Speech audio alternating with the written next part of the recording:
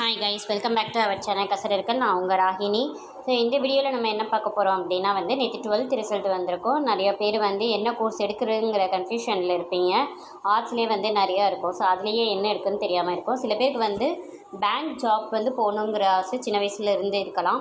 So அவங்க எந்த course எடுத்தால் உங்களுக்கு யூஸ்ஃபுல்லாக இருக்கும் அப்படிங்கிறதுக்காக தான் இந்த வீடியோ போஸ்ட் பண்ணியிருக்கேன்.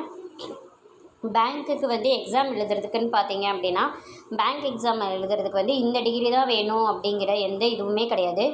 எனி டிகிரி, ஏதாவது ஒரு டிகிரி கிளியர் பண்ணியிருந்தால் போதும்.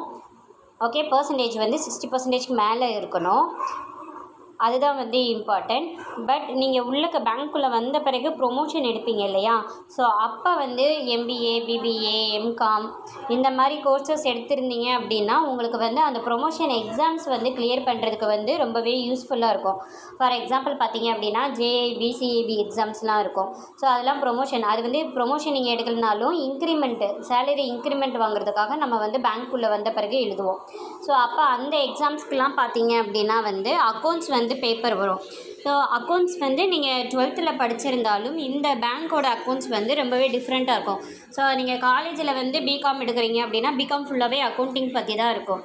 ஸோ அந்த குரூப் எடுத்திருந்தீங்க அப்படின்னா உங்களுக்கு பேங்க் ஜாப்குள்ளே வந்த பிறகு ஹையர் போஸ்ட் போகிறதுக்கெலாம் ரொம்பவே யூஸ்ஃபுல்லாக இருக்கும். ஸோ இதுதான் பேங்க் ஜாப்புக்குள்ளே வர்றதுக்கு உங்களுக்கு எந்த டிகிரினாலும் ஓகே தான். ஸோ ஈஸியான டிகிரி எடுத்து படிச்சுட்டு கூட நீங்கள் உள்ளக்க வந்துக்கலாம்.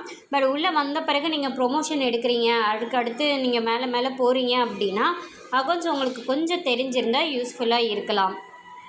ஓகே, ஸோ அதுக்காக தான் இந்த வீடியோ. பட் கம்பல்சரி கிடையாது, ஓகேவா? ஏன்னா உங்களுக்கு இன்டீரியர் பேங்க்குள்ளே வந்த பிறகு அதை பற்றி இன்டர்வியூ வச்சு எக்ஸாம்ஸ் வச்சு தான் இது பண்ணுவாங்க. பட் அது உங்களுக்கு ஒரு ப்ளஸ் அட்வான்டேஜாக இருக்கும் அப்படிங்கிறது தான் இது. ஓகேவா? Thank you guys.